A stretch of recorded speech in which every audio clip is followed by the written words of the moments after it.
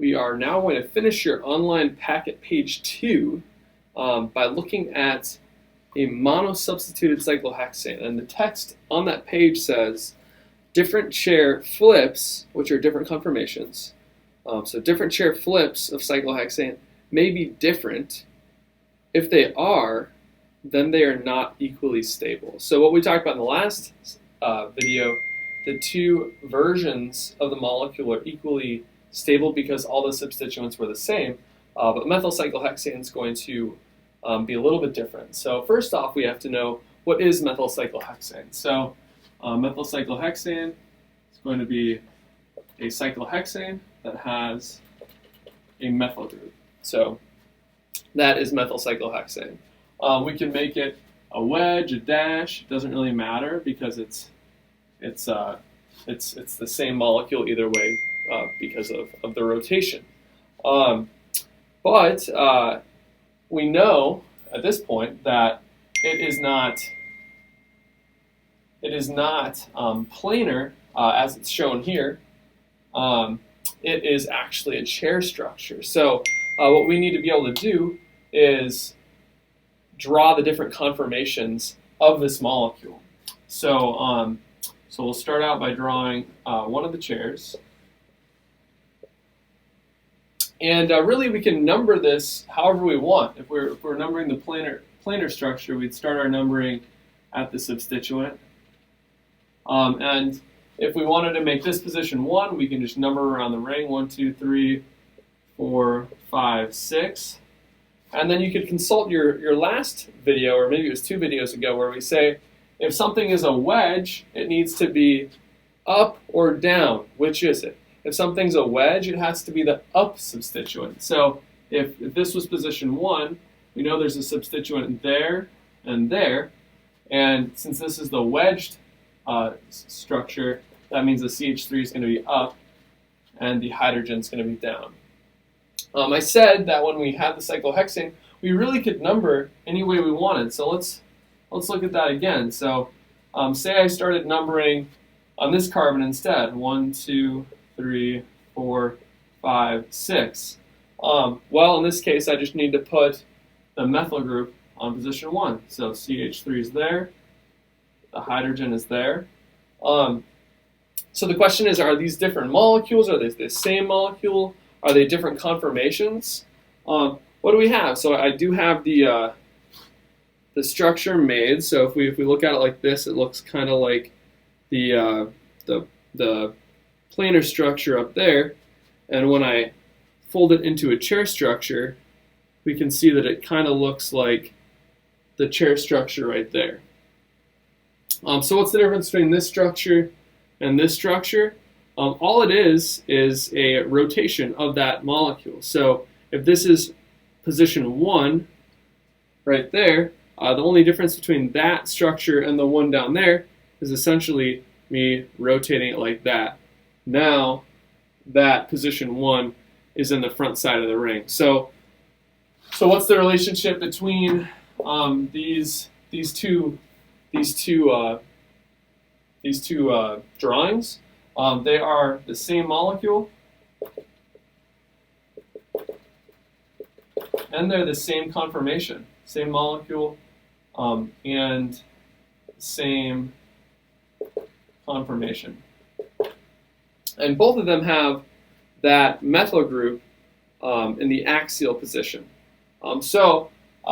This is one chair conformation. The other chair conformation, again, is when we take that chair and we rotate the one side down and the other side up. So again, I'm just going to show that one more time. So it's axial now, but when we do that rotation, we can see now that methyl group is coming kind of off the side. It looks like it's over here, which would be, I guess how you're looking at it, it looks like it's the east. It's going to the east. So it's an equatorial once we flip. So this is, the methyl group here is axial. And when we flip, we have to redraw the flip form of the cyclohexane. And this position 1, remember it went down like that, so I'm showing an arrow to show how that kind of flipped down. So now we have 1, 2, 3, 4, 5, 6. And now when this position flipped down, it went from having that CH3 axial to being equatorial. And the hydrogen that was right here went from being equatorial to being axial. So position 1 now has the hydrogen axial and the CH3 equatorial. So I'll put EQ in parentheses to show that that's equatorial. So these are two different conformations of methyl cyclohexane. And what did we say at the beginning of the video? We said different chair flips of cyclohexane may be different. If they are, so are these different? Well, one of them has the CH3 axial, one of them has it equatorial. So these are two different conformations. These are, we'll say, distinct conformations. Are they different molecules? No, they're not different molecules. These are the same molecule. They're both methyl cyclohexane, but they are different conformations of that same molecule. So it says different chair flips of cyclohexane may be different. If they are, then they are not equally stable. So one of these two molecules is going to be more stable than the other. And how did we really describe stability? We've talked about a lot of different types of strains so far. One of those strain types was a steric strain, and that was about groups being too close together. And it turns out that one of these two conformations has some steric strain built into it that the other does not. So if I bring this structure in right here, this is the one where the methyl group is axial. And while this methyl group kind of in this molecule looks pretty far away from those two other methyl groups, we can kind of bend it, and you can see that it is close enough to interact with both of those hydrogens on the 1, 2, 3 carbons away. So these are diaxial groups, and they are coming into contact with each other. If I do the chair flip, so if I flip this down and this over here, now that methyl group is out here, it's equatorial. And like if I wanted to bring it into contact, if I wanted to bring it into contact with any of these hydrogens, if I wanted to bring these hydrogens in contact with these ones, I really can't do it. I would have to break my model to do it. That shows that if I'm going to have to break my model to bring it into contact, that tells us that it's pretty far away. So that tells us that when that CH3 is in the equatorial position, it's in a much more free, open space.